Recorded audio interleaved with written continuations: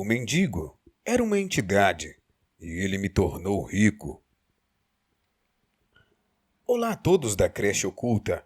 Eu sou Gabriel Brant e estarei aqui na creche todas as segundas, terças e quintas. Então, preparem o berço e as mamadeiras, pois mamãe não está aqui e o crecheiro vai contar uma historinha bem obscura para todos vocês. Boa noite, eu me chamo Moacir, tenho 53 anos e moro em Toronto, no Canadá. Esse relato se passou quando eu morava no Brasil, na cidade de Curitiba, no Paraná, há cerca de 20 anos, e nele vou contar como fiquei rico do dia para a noite de uma forma um tanto peculiar. Bem, depois de muitos anos, me arrependi de todas as coisas ruins que fiz e quero deixar claro que nesse relato, de forma alguma, quero enaltecer demônios ou entidades, pois todos eles são enganadores e o seu único propósito é nos desviar do vindouro, novo mundo estabelecido por Deus. Eu não fui o primeiro e nem o último que caí na lábia do demônio. Recentemente, conheci um homem chamado Roger Montreal. Ele foi atraído por um amigo a ficar rico, através de um pacto com o diabo. Ele aceitou e começou a frequentar o templo de Satanás. Um dia, em seu trabalho, conheceu um colega de serviço que era cristão. Depois de um tempo, Montreal ficou curioso para conhecer mais sobre a religião de seu colega e combinou com ele para estudarem a Bíblia juntos. Ao estudar, Montreal percebeu que o satanismo era um caminho errado e resolveu desistir do pacto que havia feito com o demônio. Só que Montreal não sabia o que o aguardava. Depois que Satanás ficou sabendo que Montreal não queria ser seu discípulo, perseguiu-o de tal maneira que chegou a enviar demônios para falarem com Montreal pessoalmente. Em uma conversa com o demônio, um espírito de sabedoria guiou Montreal no debate e ele saiu vitorioso. Ao ver que não tinha mais jeito de convencer a Montreal, o demônio prometeu de matá-lo. Roger Montreal então disse com fé: "Demônio, quero que você saiba que me entreguei aos cuidados do verdadeiro Deus. Estou preparado para andar debaixo da sombra da morte enquanto ele estiver ao meu lado. Agora, em nome de Jesus, lhe ordeno que se retire de mim e não volte nunca mais." Este fato aconteceu há mais de 5 anos e Roger Montreal está vivo até hoje. Depois de ser batizado, Deus deu a Montreal o dom da oração e através das orações de Montreal, Deus tem curado milagrosamente muitas pessoas das mãos malignas do inimigo, pois Deus é o nosso único e verdadeiro Salvador e somente Ele quer o nosso verdadeiro bem. Prezado amigo, você está vivendo esse drama, arrependido do pacto que fez com o diabo.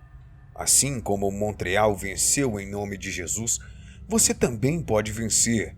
Deus é infinitamente mais poderoso que o diabo, e você pode ter certeza que o Senhor não permitirá que o inimigo toque um fio de cabelo seu.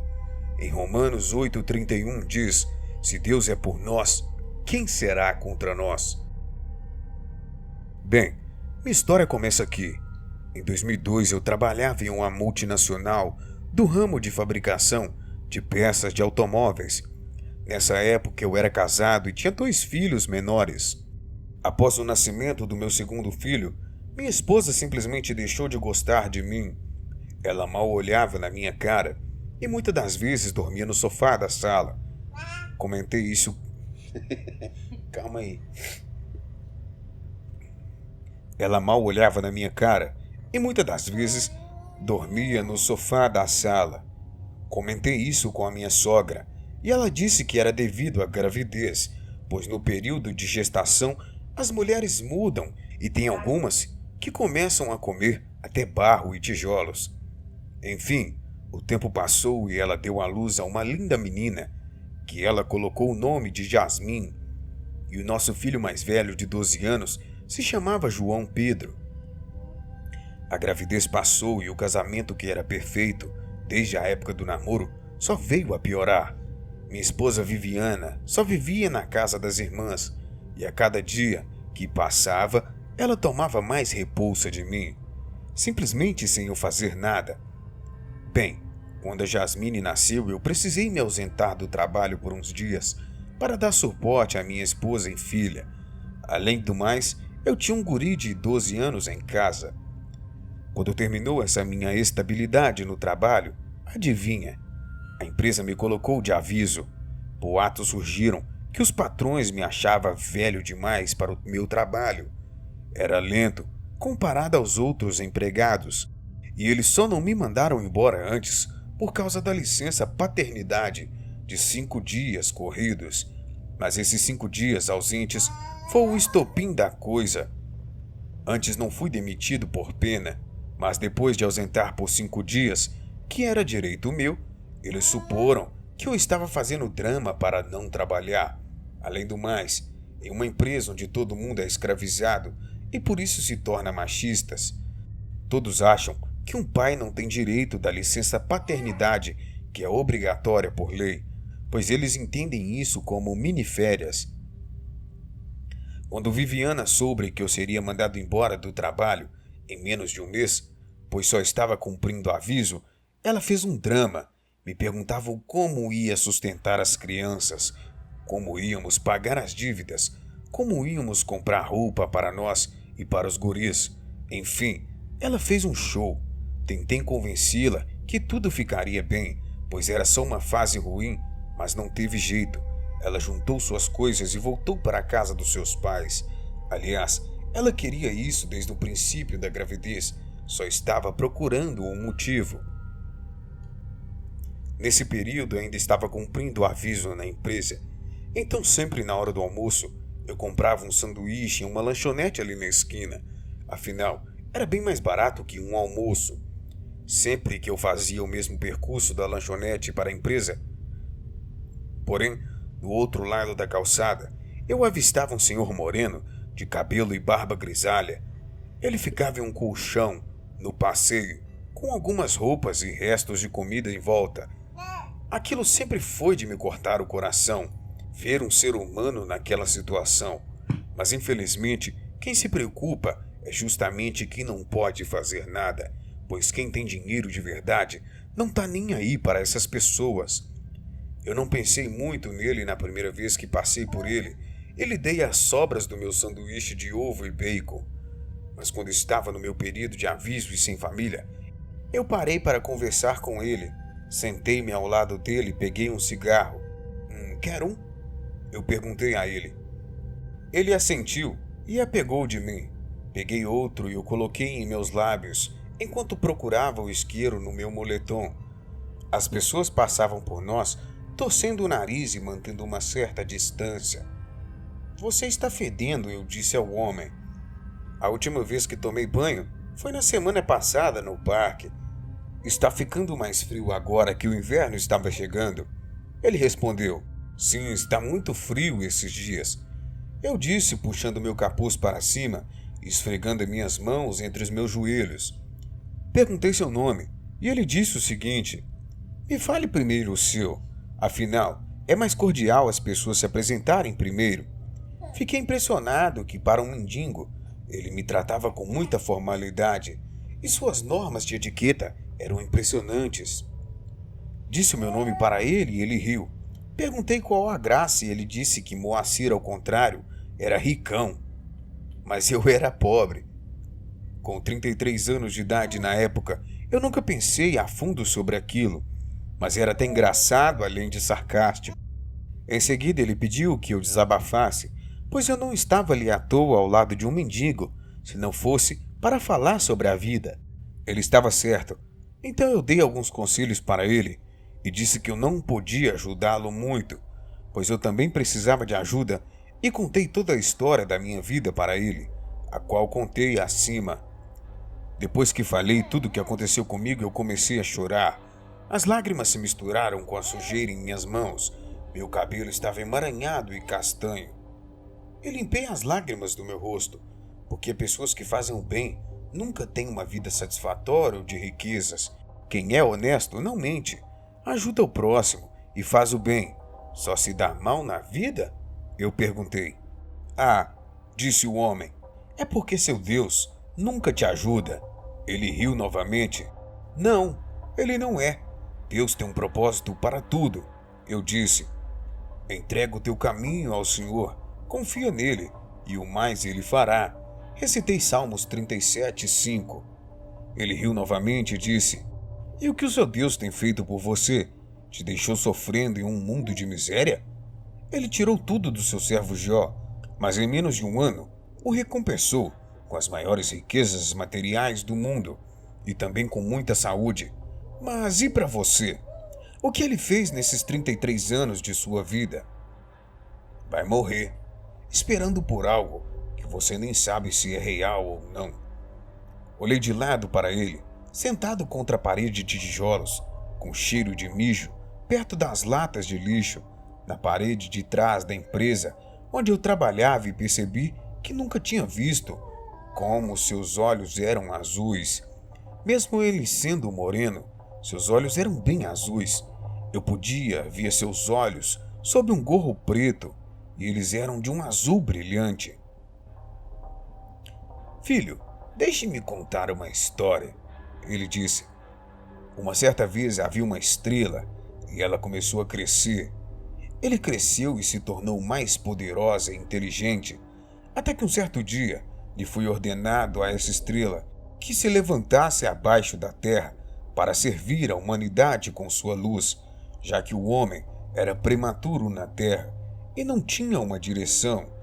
Mas essa estrela se recusou a fornecer sua luz divinal a meras criaturas feitas do barro da terra e disse: Se eu sou dotado de sabedoria e luz, sendo eu superior, são essas criaturas inferiores que devem me servir e não ao contrário. Afinal, grande Criador, eu sou inferior a ti e por isso te sirvo e não ao contrário. Esse foi o início da grande rebelião. Então a estrela rebelde, junto com sua grande prole errante, foram expulsos dos céus para a terra e assim corrompendo a humanidade do jeito certo. Pois qual ser humano não quer desfrutar dos prazeres desse mundo? Sexo fora do casamento, riquezas, luxúria, vida em excesso com muita fartura e empregados para cumprirem suas ordens e afins. Ou você pode se tornar um filantropo, igual ao Nazareno, e se sacrificar pela humanidade, na esperança de se beneficiar em uma próxima vida de tudo que não obteve nessa, pois como foi dito, a riqueza sempre foge daquele que vive para fazer o bem? Nesse momento o mendigo já não parecia mais um mendigo, então ele se levantou como se fosse um executivo palestrando e num tom imponente disse: Você gostaria de se tornar um homem poderoso e rico? Esta acima de tudo e de todos. Mandar todos esses filhos da mãe que passam por nós com cara de desprezos para o inferno? Gostaria de ter dinheiro para suprir todo o sofrimento que carregou em vida, para ter todo o poder concedido por ele à sua disposição, para poder mandar fazer e acontecer, tudo de acordo com o poder do dinheiro? Esse foi o discurso mais eloquente que eu ouvi em toda a minha vida. Ele me convenceu totalmente do meu propósito e ambição na vida. Então eu disse ao homem que sim, que queria ser poderoso e rico, mas para mim aquilo não passava de um discurso motivacional. E foi quando o homem se apresentou como Boone e disse que era um grande duque e podia me conceder riquezas, sabedoria, boa sorte e eloquência. Eu estava hipnotizado com suas palavras fortes. Então ele disse que no dia 26 daquele mês de dezembro, nas primeiras horas do dia, eu deveria chamar pelo seu nome 108 vezes. Ele então me entregou um pequeno sigilo desenhado em papel, o qual retratava uma espécie de símbolo arredondado, com o nome Boone em volta. Disse que eu deveria o chamá-lo, me concentrando nesse símbolo desenhado no papel, e que o local que eu estivesse deveria estar limpo e purificado com ervas e incensos. Em seguida, ele voltou a se sentar ali na calçada e continuou comendo os restos daquele hambúrguer que eram as minhas sobras. Ele disse também que gostava de ficar naquela situação impotente, para observar a soberba das pessoas, onde a maioria se acha os reis e rainhas do mundo, e justamente esses são os que não têm nada em suas vidas. Depois ele mandou que eu fosse embora e assim eu fiz. Continuei meu expediente na empresa, mas não parava de pensar naquilo tudo que havia acontecido. Bem, a partir daquele dia, uma maré de azar tomou conta da minha vida. Fui assaltado, despejado de onde morava, então tive que alugar uma kitnet. Passava fome e mal tinha dinheiro de passagem de ônibus para ir atrás de emprego. Então, quando foi no dia 26 de dezembro, eu acordei cedo e lembrei de tudo que aquele homem havia me dito. Eu peguei o sigilo, fiz uma limpeza no meu quarto, o local onde o chamei, e fiz de acordo com suas palavras. Me concentrei no sigilo e chamei Boone por 108 vezes. Fiquei frustrado que ele não apareceu, mas mesmo assim, me desabei concentrado naquele sigilo e expus a ele todas as minhas necessidades financeiras. Naquela noite eu tive um sonho com aquele homem, porém no sonho ele era jovem e muito belo.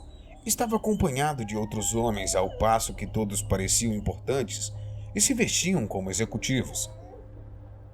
Ele disse que estava firmado nosso acordo, que gostou de mim e estava curioso em saber o que eu faria com tanto dinheiro. Porém, suas recomendações é que eu nunca bancasse o bom samaritano, porque nem Elon Musk, com seus bilhões de dólares, poderia salvar a humanidade, e também que eu deveria usar o dinheiro para os meus propósitos e não para propósitos alheios, pois eu deveria abandonar de vez minha vida de miséria, pois miséria atrai miséria. Também disse que eu deveria lembrar dele ocasionalmente e usar uma parte dos meus ganhos para agradá-lo. Nessa hora eu me toquei que aquilo era um sonho e comecei a rir. Ele perguntou o motivo da graça e eu disse que era bom demais para ser verdade. Então ele disse, assim que acordar, a sua conta bancária terá um saldo e um valor de 30 mil reais. Foi aí que eu vi que a situação era totalmente sem nexo, pois com 30 mil reais, por mais que já resolvesse quase todos os meus problemas, ninguém fica rico com 30 mil. Então ele continuou a falar, com esses 30 mil, você vai investir em tal ação. Me falou a ação em alta da época e o dia e o horário que eu deveria investir, os 30 mil, e não deveria gastar nem um centavo daquele dinheiro de investimento. Quando eu acordei, de fato tinha 30 mil na minha conta, então eu dei um pulo de alegria, mas logo lembrei que não podia gastar o dinheiro e tinha que investir naquela ação recomendada. Pensei muito em gastar, mas fiz o que me foi pedido. No dia e hora que me foi falado, eu investi os 30 mil reais naquela ação e passei a esperar o resultado. Eu estava muito esperançoso, achei que a ação subiria para uns 30 mil, até mesmo porque o gerente do meu banco me disse que aquela ação tinha grande chance de subir sim, mas à medida que os dias passavam, aquela ação só despencava e depois de 3 semanas estavam valendo menos de 4 mil reais. Achei que Boone estava se divertindo comigo ou tentando jogar comigo, mas não vendi. Afinal, eu percebi que no decorrer dos dias minha sorte havia aumentado. Eu recebi uma fiança do meu antigo emprego. Me tornei mais inteligente e confiante. Já era bem eloquente e entendedor de diversos assuntos financeiros. Então foi aí que aconteceu. Em um mês, aquela ação subiu para 45 mil, mas eu não vendi. Deixei lá com risco de subir ou cair e 20 dias depois já estava custando 185 mil. Obviamente eu resgatei uma parte.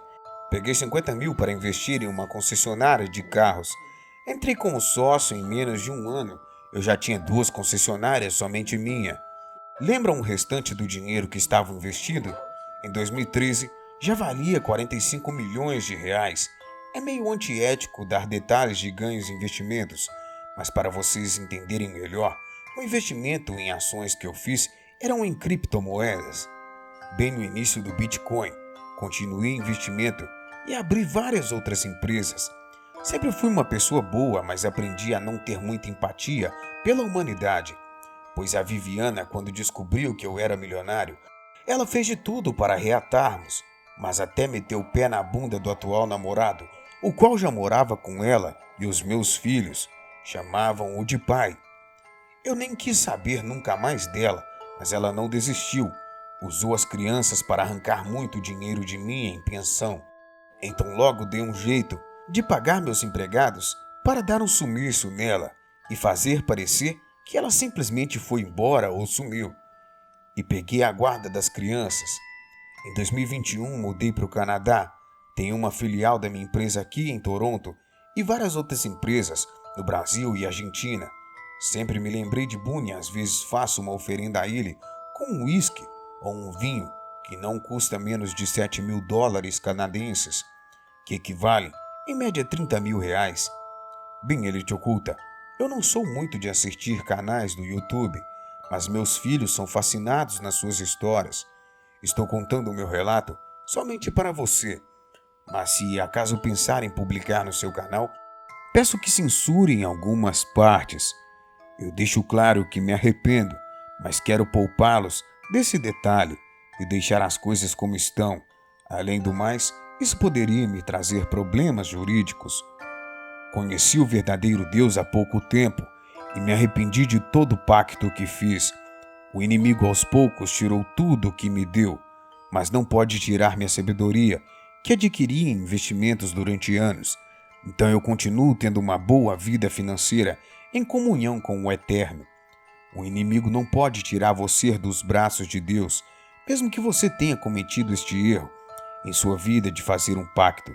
Em 1 João 1,9, temos a seguinte garantia: se confessarmos os nossos pecados, Ele é fiel e justo para nos perdoar os pecados e nos purificar de toda injustiça. A Bíblia diz que no momento em que nos arrependemos e confessamos nossos pecados, Deus nos perdoa no mesmo instante. Faça isso e tenha certeza que você já está perdoado por Deus. Uma boa noite a todos vocês.